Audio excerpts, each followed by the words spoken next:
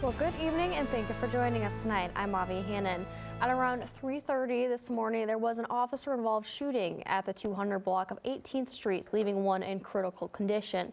As our top story at 6.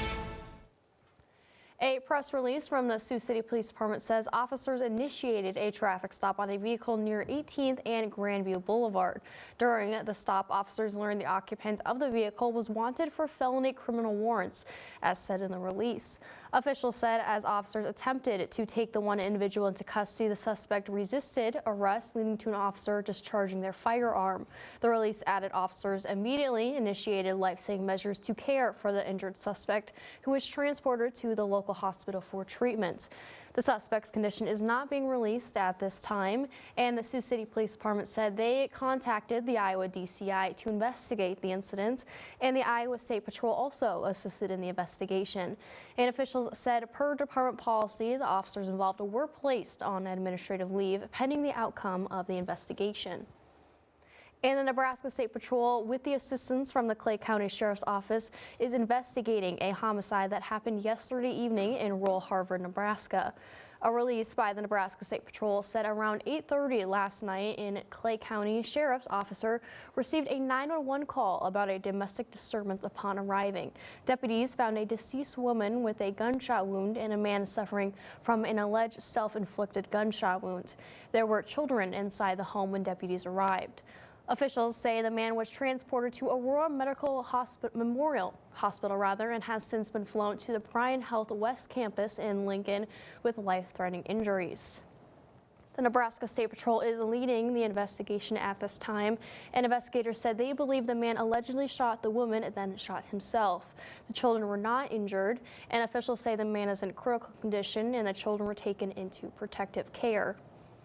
And in Pierre, South Dakota this week, Senate Bill 54 passed through the Senate and had its first read in the House. If it becomes law, it would decrease the amount of money that goes into South Dakota's Tobacco Prevention and Reduction Trust Fund. Supporters of the bill say it's a necessary step because of the state's tight budget, but opponents say it could impact smoking and vaping rates. If we don't have that funding secured, we don't have as much oversight and we can't directly address like the health impact of smoking in the state. Allocating some of this to the general fund to be allocated towards really our state share of Medicaid costs, which helps cover healthcare costs for a lot of South Dakotans, is still a really positive outcome for the taxpayers.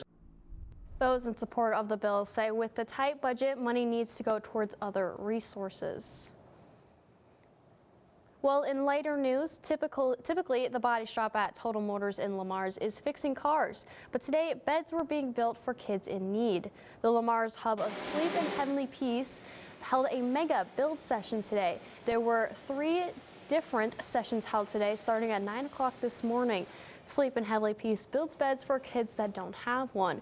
The initial goal was to build 160 beds today, but with the number of volunteers that showed up, the goal got moved to 200 beds. Volunteerism is something that just makes you feel good. You go home at night, lay down in bed, and realize you helped a kid out. Got them off the floor, got them off the couch. They can have a good night's sleep so they can be more productive in school tomorrow. Or in sports maybe the next week, something. So it makes you feel real good to go ahead and help kids out. The beds built today will go into storage, and as applications come in, the beds will be distributed to families in need. Well, checking back in with meteorologist Maggie Warren. Maggie, how's it looking out there?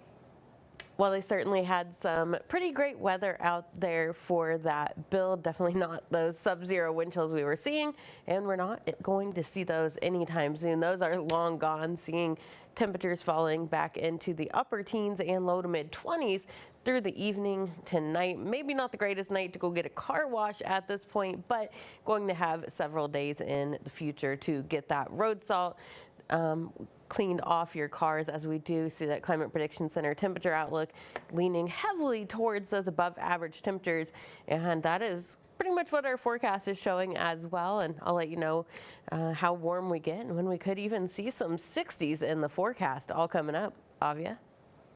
Well, thank you, Maggie. And that nice weather brought people out to Jackson, Nebraska for the first annual Chunky Dunk Polar Plunge. The plunge lasted from 1 to 4 o'clock this afternoon. You could plunge solo or as a team, and there was a contest for best dressed and who could stay in the water the longest. The Polar Plunge is a fundraiser for Contact Front. Contact Front is an organization that helps combat vets help others contact vets that are struggling with the transformation from military life to civilian life.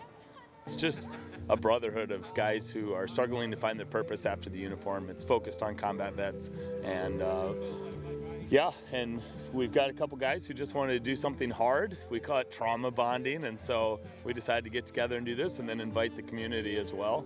And so we've been blessed for the turnout for the first annual Chunky Dunk Polar Plunge. The plan is to make the Polar Plunge an annual event. And 20 cornhole teams showed up today in Dakota City to show their skills at throwing bags and to raise money for the community.